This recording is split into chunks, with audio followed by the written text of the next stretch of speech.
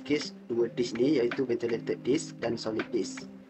Untuk melukis dua disk ni, kita akan ikut ukuran yang disediakan dalam technical drawing ni. Okay, so first kita akan lukis ventilated disk lah.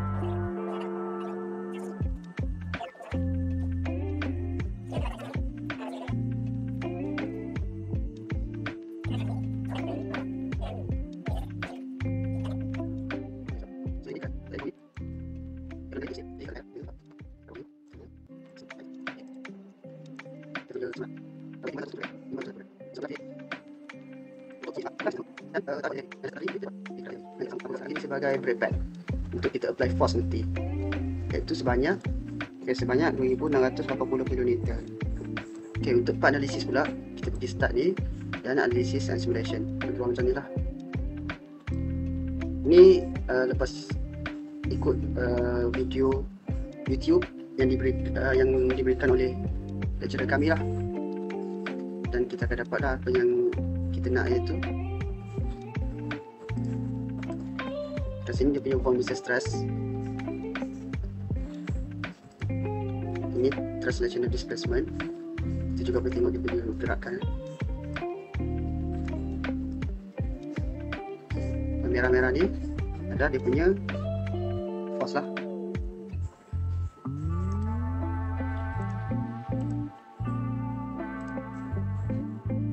Ini stress special potential.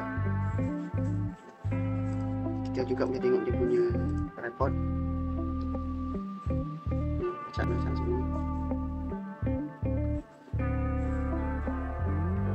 Ini untuk static test. Sekarang untuk solid disk.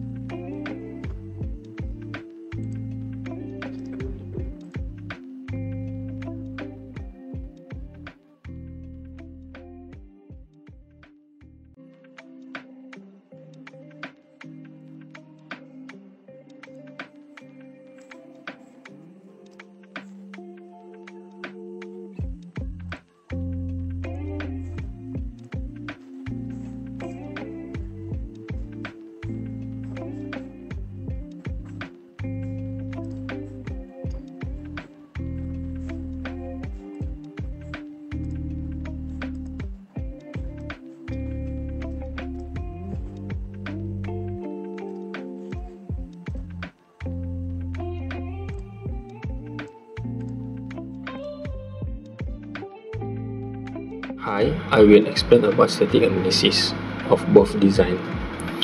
For solid disk design, the very low strain value is 1.120 joule, suggests that deformation of the rotor disk under static loading is minimal, indicating sufficient stiffness of the design. Overall, the equilibrium condition and small residual error demonstrate that the applied loads are properly transferred through the structure and that the solid rotor disc can be safely withstand the static loading condition without instability or excessive deformation. For ventilated disc brake, the strain energy value of 1.14747 joules shows that the disc undergoes only a small amount of elastic deformation when subjected to the applied force.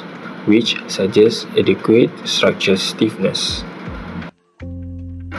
For frequency case, solid disc design, the total mass of the rotor disc is 8.825 kg with initial center located close to the geometric center, indicating a well-balanced design. 10 vibration mode were successfully computed under clamp boundary condition, with the first natural frequency occurring at approximately 2057 Hz. For ventilated disc, the total mass of the ventilated disc is 5.119 kg, which is consistent with typical automotive brake disc design. The model analysis compute 10 natural vibration mode for disc under clamp boundaries condition. The first natural frequency occurs at approximately 2,663 Hz, while the test highest mode reached about 11,145 Hz. The conclusion is this laboratory successfully demonstrated the design and analysis of a disc brake rotor using CAD and finite element analysis. The material properties, boundary conditions, and braking loads were correctly applied to evaluate the structural performance of the rotor. Static analysis results showed that the von Mises stress and deformation values were within safe limits, confirming that the rotor can withstand the applied braking forces.